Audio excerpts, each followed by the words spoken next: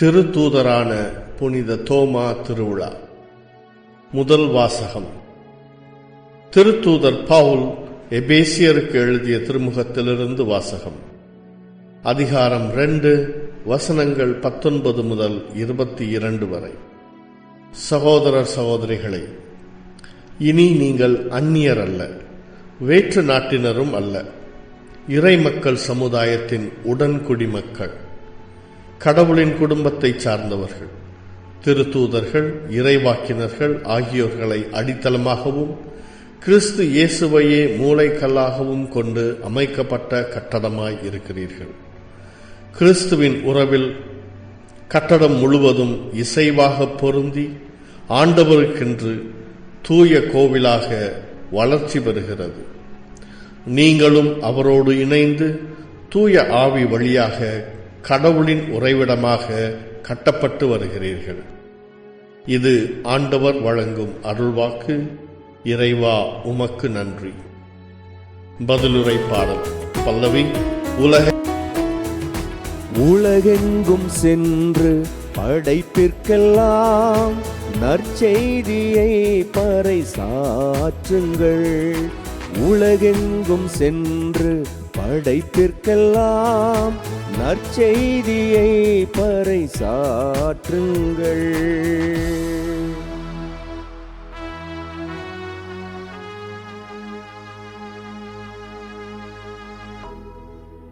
பிற இனத்தாரே, நீங்கள் அனைவரும் ஆண்டவரை போற்றுங்கள். மக்களினத்தாரே, நீங்கள் அனைவரும் அவரை புகழுங்கள்.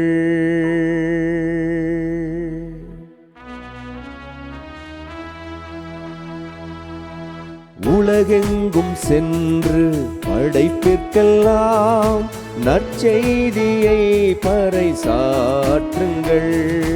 உலகெங்கும் சென்று படைப்பிற்கெல்லாம் நற்செய்தியை பறைசாற்றுங்கள்.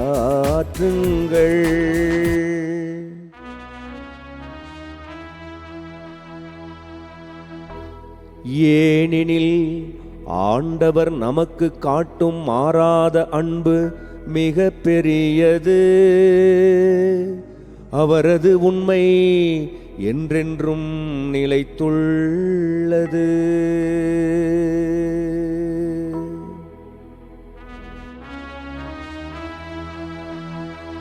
உலகெங்கும் சென்று படைப்பிற்கெல்லாம் நற்செய்தியை பறைசாற்றுங்கள். உலகெங்கும் சென்று படைப்பிற்கெல்லாம் நற்செய்தியை பறைசாற்றுங்கள்.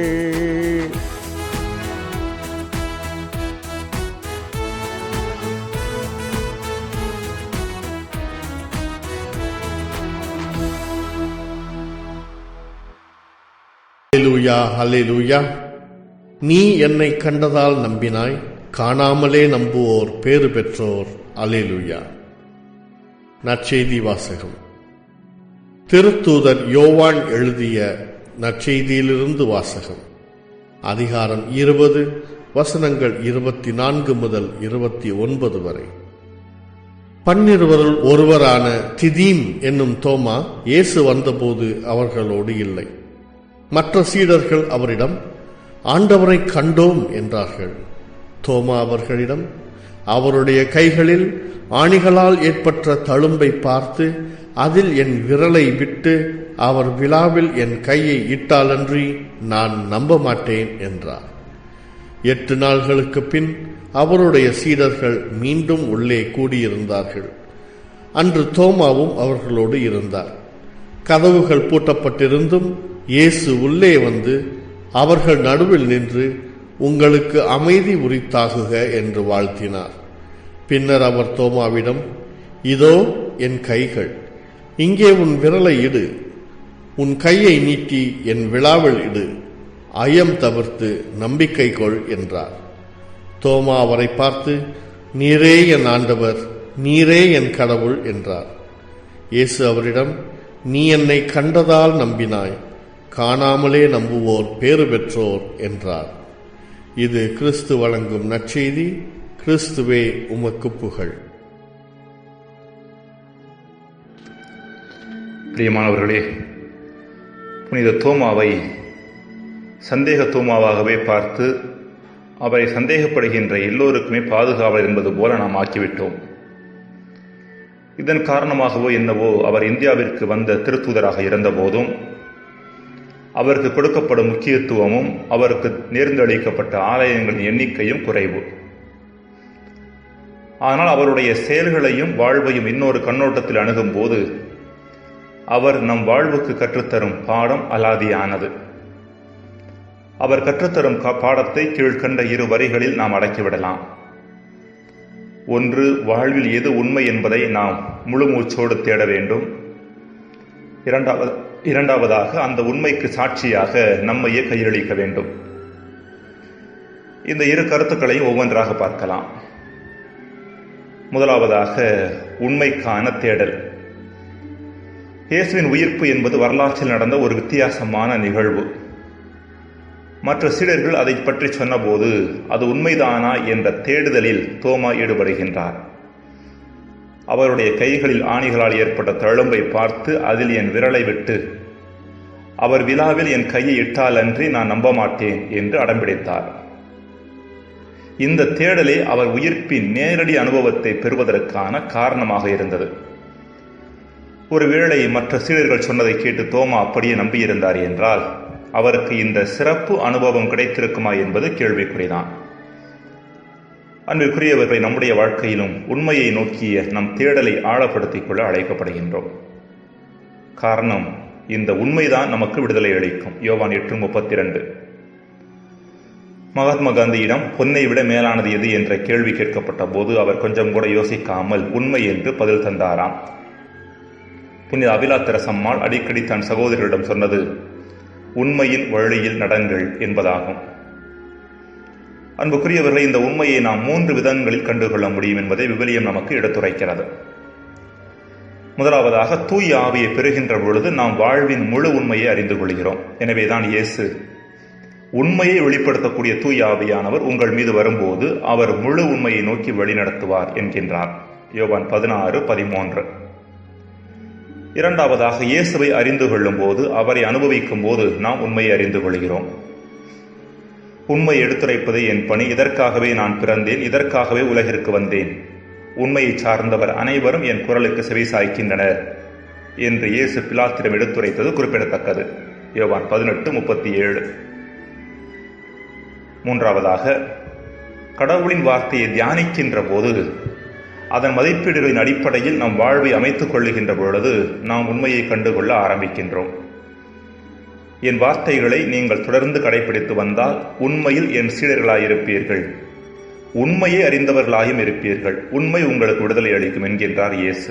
யோவான் 8:32. இரண்டாவது, உண்மைக்கு சாட்சியாக. கிறிஸ்து உயிர்த்தார் என்ற உண்மையை அறிந்த அனுபவித்த புனித தோமா அமைதியாக இருக்கவில்லை. அந்த உண்மையை அனைவருக்கும் அறிவிக்க புறப்படுகின்றார். சீடர்கள் இயேசு உயிர்த்தார் என்று சொன்னதை தோமா நம்பாததற்கு கீழ்கண்ட காரணம் கூட இருந்திருக்கக்கூடும். அதாவது, வரலாற்றில் மாபெரும் நிகழ்வான இயேசுவின் உயிர்ப்பை ஏனைய சீடர்கள் கண்ட பின்பும் தொடர்ந்து அவர்கள் தங்களையே அறைக்குள் அடைத்துக் கொண்டு கிடந்ததை அவரால் புரிந்து கொள்ள முடியவில்லை. இயேசு உயிர்த்தார் என்பது உண்மை என்றால் சீடர்கள் மன துணிவோடு வெளியேறி யாருக்கும் அஞ்சாமல் அந்த செய்தியை அறிவித்திருக்க வேண்டும் அல்லவா என்பதுதான் தோமாவின் கேள்வியாக இருந்திருக்க வேண்டும். எனவே ஏனைய சீடர்களின் கோழைத்தனத்தையும் அச்சத்தையும் பார்த்த அவர், இவர்கள் உண்மையிலேயே இயேசுவின் உயிர்ப்பை அனுபவித்தவர்கள் ஆனா என்ற சந்தேகத்தை எழுப்பியதில் வியப்பேதுமில்லை. எனவேதான் இயேசுவின் உயிர்ப்பை அவர் கேள்விக்குட்படுத்தினார். அதே வேளையில் தோமா கிறிஸ்துவின் உயிர்ப்பை அனுபவித்த பின்பு வித்தியாசமான மனிதனாக மாறினார். வீரியம் அவரது வாழ்விற்குள் நுழைந்தது. வித்தியாசமான காலச்சூழல், புதிய பண்பாடு, வேற்று இனம், புதிய மொழி போன்ற தடைகள் அவரை தடுத்து நிறுத்தவில்லை. தான் அறிந்து அனுபவித்த உயிர்ப்பின் உண்மையை எல்லோரும் தெரிந்து கொள்ள வேண்டும் என்பதற்காக பல சிக்கல்களை கடந்து இந்தியா வந்தார். அதற்கு சாட்சியாக தன் உயிரையும் கையளித்தார்.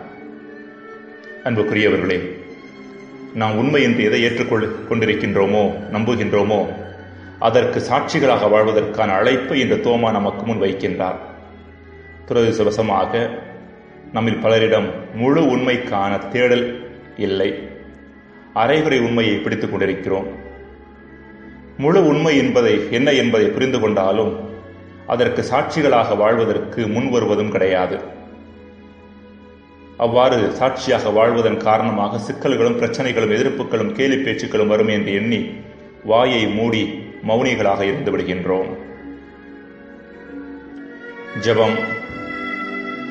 இறைவா, முழு உண்மை என்ன என்பதை தேடுவதற்கான மன வலிமையையும் அவ்வுண்மைக்காக எங்களையே சாட்சிகளாக கையளிப்பதற்கு தேவையான மன உறுதியையும் எமக்கு தாரும். ஆமென்.